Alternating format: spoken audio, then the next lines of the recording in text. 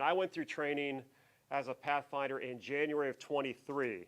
As many of you know, at the time, the program was largely based as a suicide prevention program. I don't want you to dismiss the importance of trying to prevent suicide amongst veterans, because that's a critical issue.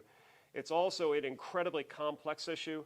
Fundamentally, what we realize the Palmetto Pathfinder program is, we talk about it's veteran peer mentors. It is veterans helping veterans. I want you to understand one thing in my view.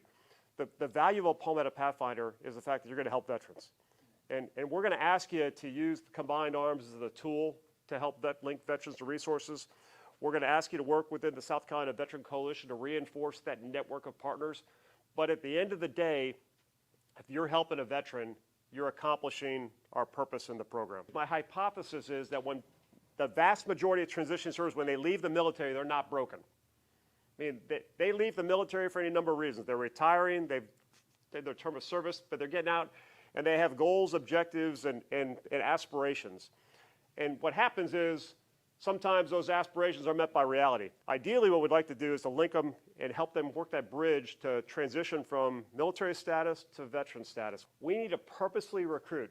Having an interest in a Pathfinder is necessary, but it's not sufficient. We've got to provide training to them. Then we've got to employ them. Then you got to come here and do what we're trying to do here is sustain you. This is one of the pieces, I think, the gaps of the program we've had we're trying to fill. We owe it to you as volunteers is to help keep you up to date what's occurring. It's not good enough to do one and done, train you and send you out there and never touch you again. We've got to bring you back in periodically, subject to your timing, and help you train and give you up more skills, et cetera. It is my belief, and I think it's the agency's belief, that foundationally for every veteran, we've got to start when we can is to get them linked to the VA. Because the VA provides enduring services. The United States Department of Veterans Affairs is not going away. They are funded, and they're going to be around longer than any of us are going to be around. So the point is the VA is a really good foundational element. So linking the VA, whether it's through a county office to the VA, or whether it's through the state, or whether it's through a VSO, is a critical step to get the veteran foundationally based in support. You've all kind of gotten to the stage of your transition after your post-military where you're thriving, or some version of thriving. I mean, the reality is sometimes we can look at a veteran who's still struggling and say, man, that'd make a great Pathfinder. And I would say, maybe not.